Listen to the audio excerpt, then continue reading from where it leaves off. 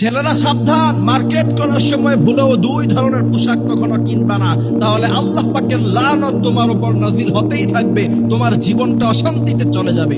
অথচ আমি আজকে দেখি ডানে বামে তাকালে ছেলেদেরকে দেখতে পাই ওই দুই ধরনের পোশাক ছেলেরা সবচেয়ে বেশি কিনে। এই জন্য আমার কাছে তো প্রত্যেকের কাছে গিয়ে গিয়ে এগুলো বর্ণনা করা সম্ভব না, প্রত্যেকের কাছে গিয়ে গিয়ে দাওয়াতি কাজ করা আমার পক্ষে সম্ভব না, কারণ আমার ব্যস্ততা থাকে। এই কারণে আমি আজকের এই আলোচনায় বলছি, যত ছেলেবেলার ইয়াং ছেলেবেলাদের ভিডিও সামনে যাবে প্রত্যেককে নিজেরা কান দিয়ে শুনতে হবে এবং অন্যজনকে আদাল্লু আলাল খাইরি কাফাইলিহি, অন্যজনকে শোনার আহ্বান করতে হবে, শেয়ার করতে হবে, অবশ্যই অন্যজনের কাছে পৌঁছাইতে হবে। তার কারণ হচ্ছে আল্লাহর হাবিব বলছেন, বাল্লিগু আন্নি ওয়ালাউ আয়া, আমার পক্ষ থেকে একটি বাণী হলেও সেটা মানুষের কাছে তোমরা পৌঁছিয়ে দাও।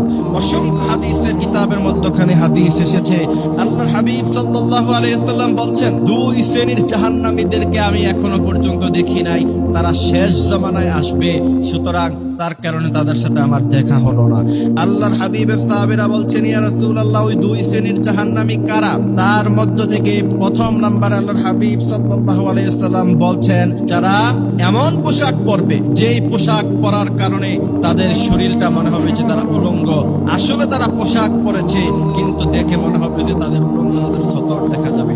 আজকাল ছেলেপেলেরা আমরা দেখতে পাই এই যে জিন্সের প্যান্ট কিনে, প্যান্টের মধ্যে হাঁটুর উপরে যে জায়গাটা, সেই জায়গাটাতে ছিঁড়া থাকে, এটা নাকি ফ্যাশন। সুতরাং হাঁটুর উপরের জায়গাটুকু এবং নাভির নিচে থেকে হাঁটু পর্যন্ত এই জায়গাটা একজন পুরুষের জন্য হচ্ছে সতর।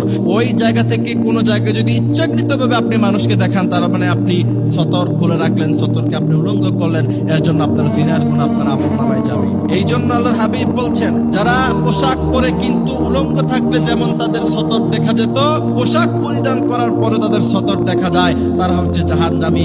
এমন সব লোকেরা কিয়ামতের আগে আগমন ঘটবে।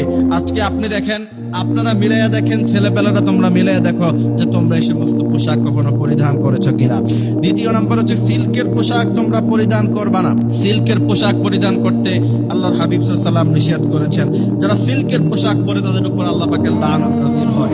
এরপরে আব্দুল্লাহ ইবনে আব্বাস রাদিয়াল্লাহু তাআলা আনহু থেকে হাদিস এসেছে, যে এই সমস্ত পুরুষ নারীদের ভেষ ধরে এবং যেই সমস্ত নারীরা পুরুষের ভেষ ধরে, আজকে মার্কেটে গেলে দেখা যায় ছেলেদের পোশাক হয় মেয়েদের পোশাকের মতো আর মেয়েদের পোশাক হয় নারীদের পোশাকের মতো। এই পোশাক যারা কিনবে আল্লাহ পাকের লানত তাদের উপর নাজিল হবে এবং কিয়ামতের মাঠে তারা জাহান্নামে যেতে হবে। আল্লাহর হাবিব সাল্লাল্লাহু আলাইহি ওয়াসাল্লাম বলেছেন, এমন পোশাক কখনো তোমরা পরিধান করবা না। অথচ আজকে দুঃখের বিষয়, আজকে মার্কেটগুলিতে এই সমস্ত কাপড়ের সেল সবচেয়ে বেশি হয়।